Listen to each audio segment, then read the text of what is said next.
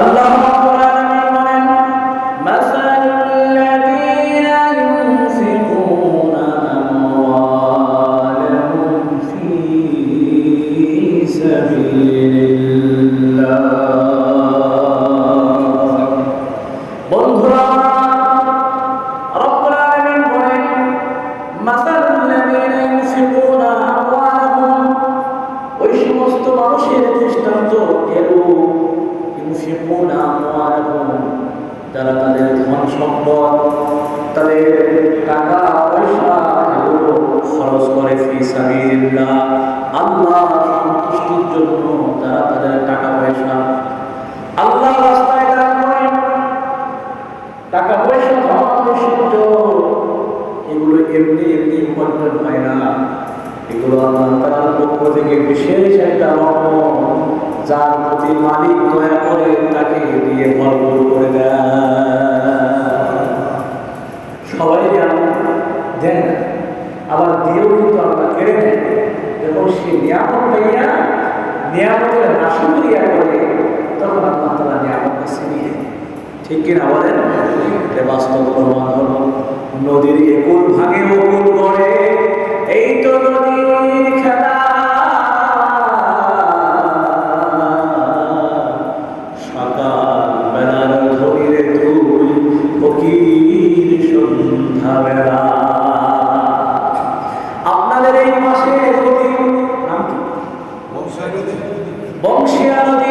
বংশী নদী, এই নদীটা এক সময়, এখন দেখবেন পানিতে ভরপুর হয়েছে, আবার এমন একটা সময় চলে আসবে নদীতে পানি থাকে না, আর যতটুকু পানি থাকে ওটা পচা দুর্গন্ধ হয়ে যায়। আবার এখন দেখেন জোয়ার ভাটার খেলা, একের পরে এক পানি আসতেছে। মানুষের জীবনে আল্লাহ বিভিন্নভাবে পরিবর্তন করে। যারা বাবার বয়সী মানুষ এখানে আছেন, আপনাদের সামনে হাজারো উপমা, হাজারো ঘটনা এরকম হয়েছে। আপনাদের চোখের সামনে অনেক কোটি কোটি টাকার বাড়ি মুহূর্তের মধ্যে রাস্তার উপর হয়ে গেছে। বেশি দূরে যাওয়ার আগে বিগত কয়েক বছর আগের ঘটনা, একটা ভবন ছিল বাবারে, সামান্য একটা ভূমিকম্পে আল্লাহ মাটির সাথে মিশিয়ে দিয়েছে। কত মায়ের খালি হয়েছে, কত মা গর্ভের সন্তানকে হারিয়ে ফেলেছে, কত ভাই তার ভাইকে হারিয়ে ফেলেছে, কত বোন তার বোনকে হারিয়ে ফেলেছে। কেউ বা জীবিত আছে, কিন্তু জীবিত থাকা আর মরে যাওয়া তার জন্য দুনিয়ায় থাকাই একই অবস্থা হয়ে গেছে। এজন্য উপদেশছিলাম, ধনী ব্যক্তি আল্লাহ আপনাকে ধন দান করেছেন, আল্লাহ রাস্তায় আল্লাহ সন্তুষ্টির জন্য খরচ করবেন যখন দিল থেকে, আল্লাহ ওই সম্পদের মধ্যে বরকত দান করে দিবেন।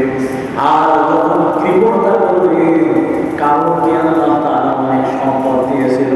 আল্লাহ নবী মুসা তাকে বলে, ভাই রে, আহসিন কামা আহসানাল্লাহু ইলাইক, আল্লাহ তোমার প্রতি যেমন রহম করেছে, দয়া করেছে, তুমিও মানুষের প্রতি দয়া করো।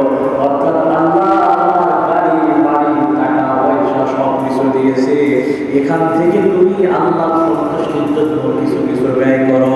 ওই কারণ মুসা আলাইহিস সালামকে ব্যঙ্গচিত্র করেছিল, মুসা আলাইহিস সালামের সাথে ঠাট্টা বিদ্রোহ করেছিল।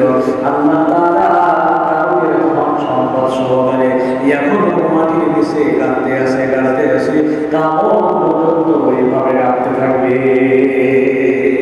মানবতা দেখবি সব রাখিয়া মেরে লিয়ে,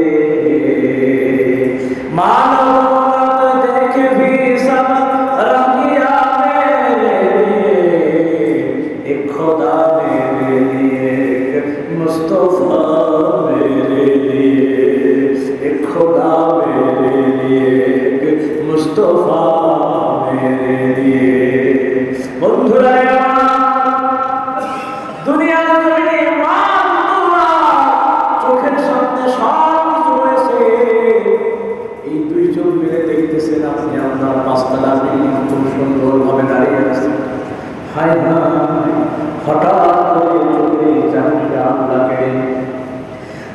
চোখ দিয়ে আর দেখার শক্তি থাকবে না। আপনি যেই টাকাগুলো প্রতিদিন আপনার ডয়ার করে লক্ষ লক্ষ টাকা দুই হাত দিয়ে আপনি গণনা করেন, এই হাতের শক্তিও আল্লাহ কেড়ে নেবে, হাতের শক্তি থাকবে না। হাই হাই, যে ব্রেন দিয়ে আপনি এগুলোকে তমিজ করতেন, পার্থক্য করতেন, এই ব্রেনটাও আল্লাহ মুহূর্তের মধ্যে শক্তি কেড়ে নেবে। মানুষ আপনাকে জীবিত করবে না, মানুষ আপনাকে মৃত করবে। ডাক দিয়ে বলবে আল্লাহ দেওয়ান দুনিয়ার জমিনে আর নাই, সাইদুল ইসলাম হাজি দুনিয়ার জমিনে আর নাই। আরে আমার বন্ধুরা মুয়াজ্জিনকে ফোন দিবে, আমারে ফোন দিবে, হুজুর আমাদের মসজিদের সভাপতি কিছুক্ষণ আগে দুনিয়া থেকে বিদায় নিয়ে চলে গেছে। হুজুর এরা করে না, একদিন তোমারই নাম মসজিদে হবে তৈরি থেকো, তৈরি রেখো কবরের মাসামান। একদিন তোমারই নাম মসজিদে হবে হতে পারে কি পারে? কথা বলেন পারে কি পারে না?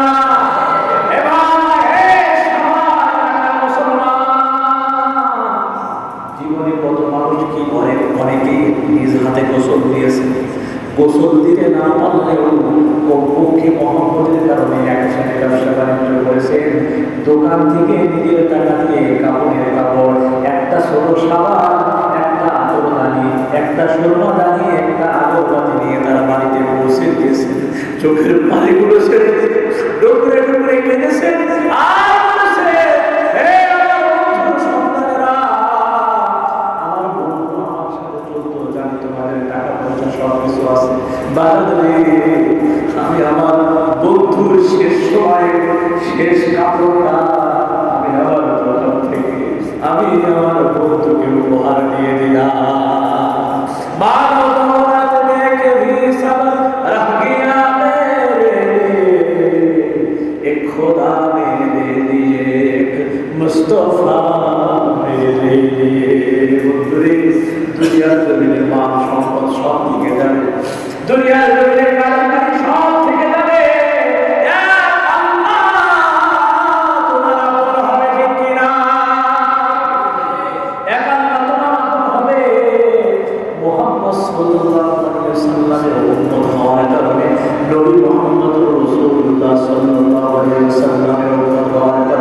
তুমি যদি নবীর সুন্নাহ নিজের ভিতরে রাখো, নবীর ভালোবাসা মহব্বত যদি অন্তরের মধ্যে থাকে, নবীর সুন্নাহ অনুযায়ী জীবন যাপন করো, 5 ওয়াক্ত নামাজ যদি ঠিক মতো আদায় করো, ওই নবী তোমার জন্য কবরে সুপারিশ করবে, ওই নবী তোমার জন্য হাসরে সুপারিশ করবে, ওই নবী তোমার জন্য কিয়ামতের ময়দানে মুসিবতের দিনে সুপারিশ করে জান্নাতে নেওয়ার ব্যবস্থা করে দিবে। এটা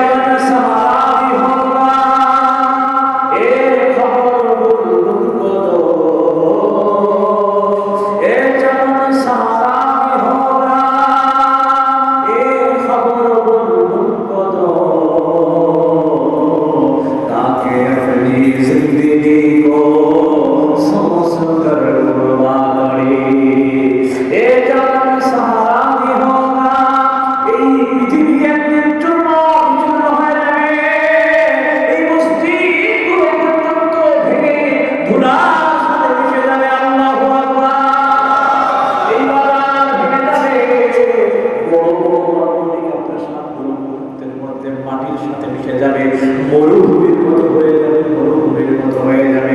এজন্য কবি বলেন, এ চমন সামারামি হোগা, এই বাগান মরুভূমি হয়ে যাবে। এ খবর বুলবুল কো দো, এই খবরটা তুমি বুলবুলকে দিয়ে দাও, বুলবুলি পাখিকে দিয়ে দাও। এখানে বুলবুলি পাখি দ্বারা উদ্দেশ্য নেওয়া হয়েছে, ও দুনিয়ার মানুষ এই পৃথিবী একদিন শেষ হয়ে যাবে, ভেঙে চূর্ণ বিচূর্ণ হয়ে যাবে। এই খবরটা তুমি তোমার বন্ধুকে দিয়ে দাও, সে তার বন্ধুকে দিয়ে দিবে, সে তার বন্ধুকে দিয়ে দিবে। কেন দিবে? তাকে আপনি জিন্দেগি কো সোচ কর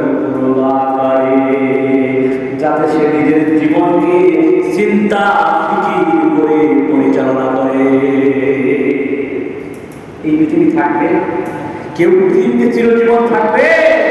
বাবা চলে গেছে না, মা চলে গেছে না, আমরাও সিরিয়াসে আছি, কখন তারা রাগ করে আসে। এই জন্য বন্ধুরা আমার বলতেছিলাম, ধন সম্পদ মাল দৌলত দিয়ে ধন কেড়ে দিতে কতক্ষণ, কেড়ে দিতে সময় লাগে না, ধন সম্পদ উপার্জন করতে সময় লাগে, কিন্তু এই সম্পদ একজনের কাছ থেকে আরেকজনের দিকে সময় লাগে না। কেউ বা জোয়ার মাধ্যম দিয়ে এই সম্পদ উড়াইতেছে, কেউ বা সুদের মাধ্যম দিয়ে এই সম্পদ উড়াইতেছে, কেউ বা জেনা ব্যভিচারের মধ্যে এই সম্পদগুলো নষ্ট করে ফেলতেছে, কেউ বা অপদার্থ অপকর্মের মধ্যে এই সম্পদগুলো উড়িয়ে ফেলতেছে। আর আল্লাহর এমন কিছু বান্দা দুনিয়ার জমিনে আছে যারা সম্পদ যেই মালিক দিয়েছে ওই মালিকের রাস্তায়, মালিকের সন্তুষ্টির জন্য, আল্লাহর সন্তুষ্টির জন্য সম্পদ কত করে ব্যয় করে দেয়। আমার এজন্য আল্লাহ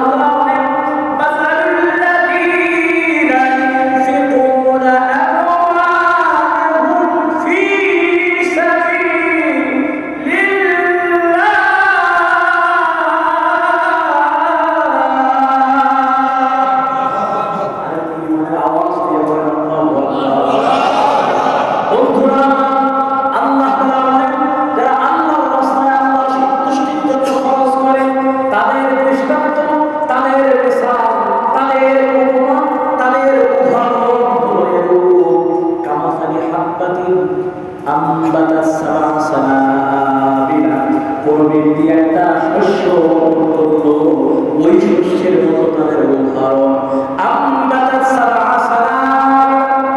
একটা সরিষা দানা দুনিয়ার জমিনে বপন করলো, আর ওই একটা সরিষা দানা থেকে 7টা শীষ গজাইল।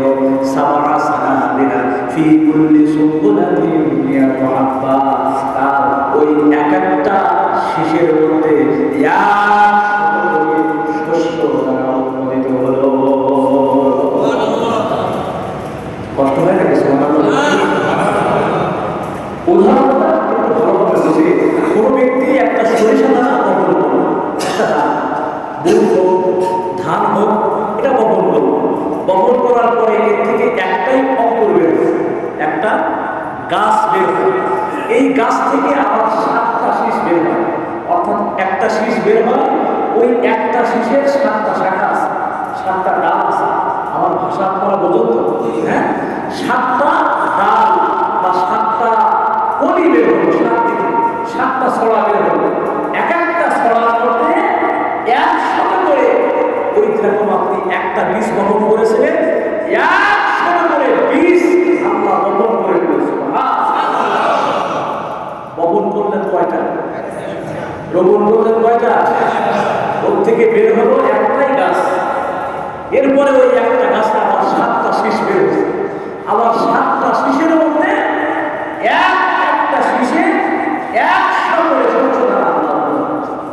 সুবহানাল্লাহ বলছেন। এই দৃষ্টান্তটা আল্লাহ দিচ্ছে।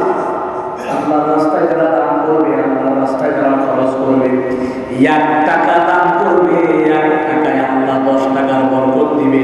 শুকরিয়া আদায় করলে আল্লাহর বান্দার আমলনামায় আল্লাহ তাআলা 700 টাকা দান করার সওয়াব দান করে দিবে। আর বলে বলে সুবহানাল্লাহ, আল্লাহ আল্লাহ, क्या मुबारक नाम है, अल्लाह अल्लाह मोमिनों का काम है, अल्लाह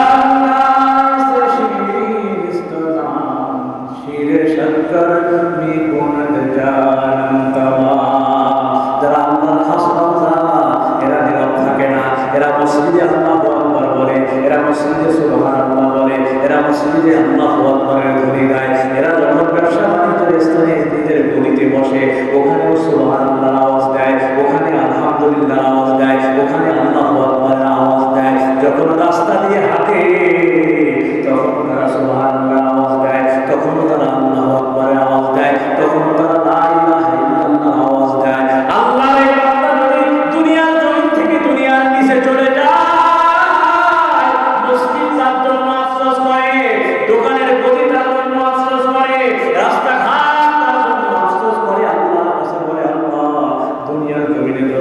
ছিল, তোমার এই বান্দা আমার কাছে সবচেয়ে ভালো ছিল।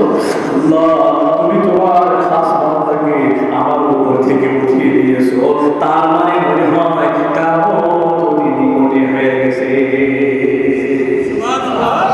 বন্ধুরা একটুখানি ভাবো, দুইটা বন্ধ করো, এই কথাগুলো আমি বলি দিলের কানে শোনো, অন্তরের কানে শোনো। আল্লাহ ভয়ে, জাহান্নামের ভয়ে দুইটা চোখের পানি চোখ দিয়ে বের করে দাও, লিখে নাও সোনা কাগজের মধ্যে।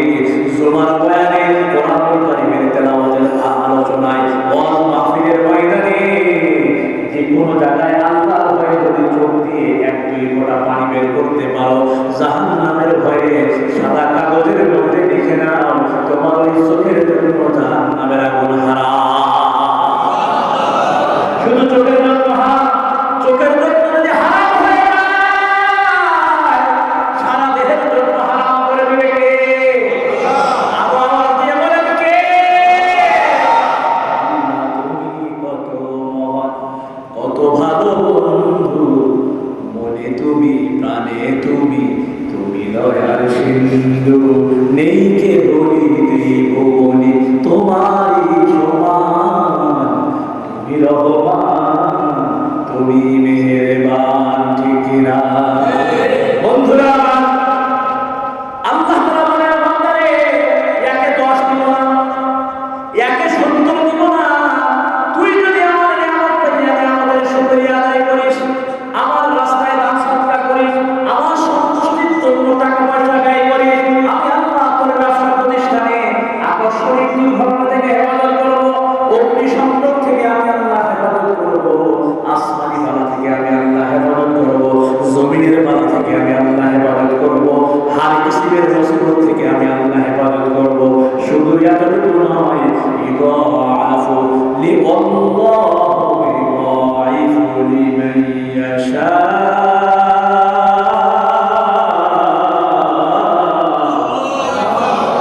রব্বুল আলামিন বলেন, বান্দারে তোর চাওয়ার চেয়ে, তোর ধারণার চেয়ে এত দেওয়া দেব, এত দেওয়া দেব, যা কোনদিন তুই কল্পনা করতে পারস না। আল্লাহু আকবার।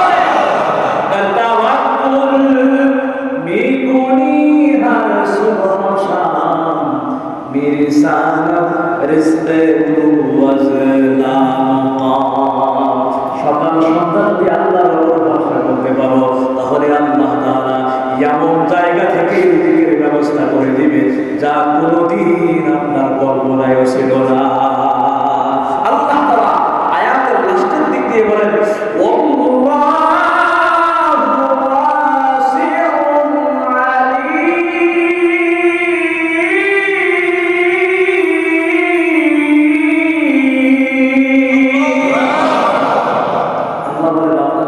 কয় টাকার মালিক হয়েছ?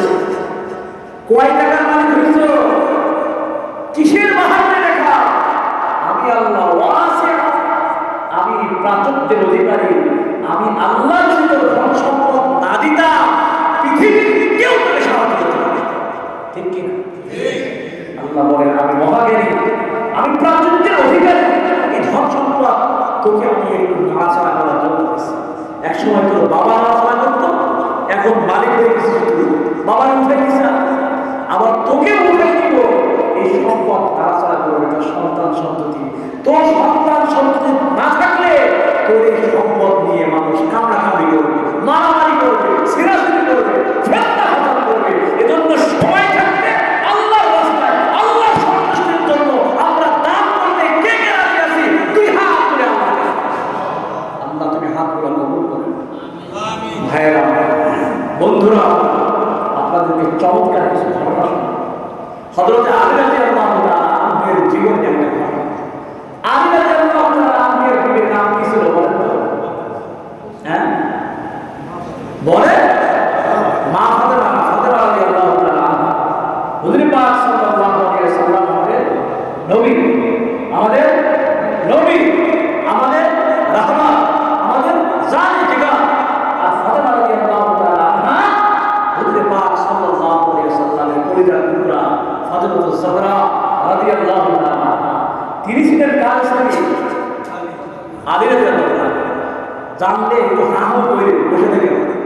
গাড়ি হাত দিয়ে রাখছেন কেন? টাকা পাবেন আমার কাছে? তো আগের স্ত্রীর নাম ছিল কি? ফাতেমাতুজ জাহরা রাদিয়াল্লাহু আনহা। এই ফাতেমা একদম অসুস্থ হয়ে গেছে, হঠাৎ করে অসুস্থ হয়ে গেছে। অসুস্থ হয়ে যাওয়ার পরে আলীকে বলতেছে, আলী আমার না অনেক আনার ফল খাইতে মনে যাচ্ছে। আনার ফল ছিলেন তো সবাই ছিলেন, দারু, বেদানা, আরো সহজ করে দেয়। বেদানার মধ্যে লাল লাল যে দানাগুলো থাকে তার মধ্যে দানায় ভরা এর নাম হচ্ছে আপনার বেদানা। আর যার মধ্যে দুলে ভরা এর নাম হচ্ছে বেগুন, খালি খালি চুল খায়, ঠিক কিনা? তো আলী আল্লাহকে বলছে, আলী আমার না একটু আনার ফল খাইতে মনে যাচ্ছে, তুমি কি একটা আনার এনে দিবা? আলী রাদিয়াল্লাহু তাআলা ফাতেমাকে অনেক বেশি ভালোবাসে। বলে রে ফাতেমা, কষ্ট হইলেও তোমাকে আমি আনার ফল খাওয়াবো, কারণ তুমি আমার দুঃখের দিনের স্ত্রী, তুমি আমার সুখের দিনের স্ত্রী, তুমি মুহাম্মদ রাসূলুল্লাহ সাল্লাল্লাহু আলাইহি ওয়াসাল্লামের পরিবার, তুমি জান্নাতের যুবকদের সর্দারের মা, তুমি জান্নাতি নারীদের সর্দার হবা। ও ফাতেমা, তোমার জন্য আমি কষ্ট করব। শুনবেন শুনবেন দাদা, আমার তো আমার টাইম দেওয়া আছে 5 মিনিট, 10 মিনিট পর্যন্ত। ঘড়ি দুইটা দেখতেছে, আমারটা দেখতেছে একরকম, ওখানে ওটা দেখতেছে আরেকটা।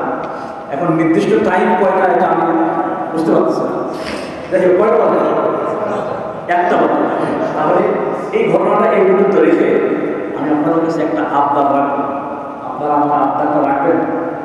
হ্যাঁ, আমার নিজের জন্য না, আমার নিজের জন্য না, এটা কেউ কোনো কথা বলবে, সৌন্দর্যমণ্ডিত করার জন্য, আল্লাহর ঘরকে সুন্দর করার জন্য। আল্লাহ তাআলা বলেন, সিরাতাল্লাহ ওয়া মান আহসানু মিনাল্লাহি সিরাতা। আল্লাহ সৌন্দর্যকে পছন্দ করে, আর আল্লাহর ঘর যারা সৌন্দর্যমণ্ডিত করবে, আল্লাহ রাব্বুল আলামিন তাদের দিলকে, তাদের পরিবার পরিজনদেরকেও আল্লাহ তাআলা সুন্দর করে দিবে। সুবহানাল্লাহ। দেখেন আপনারা এই নামাবাজার জামে মসজিদে যারা আছেন এখানে, আলহামদুলিল্লাহ সবাই খুব বেশ ব্যবসায়ী মানুষ, ব্যবসা প্রতিষ্ঠানের সাথে আমাদের সম্পর্ক, ঠিক কিনা? তো এই জন্য আমরা, আমার মন বলে না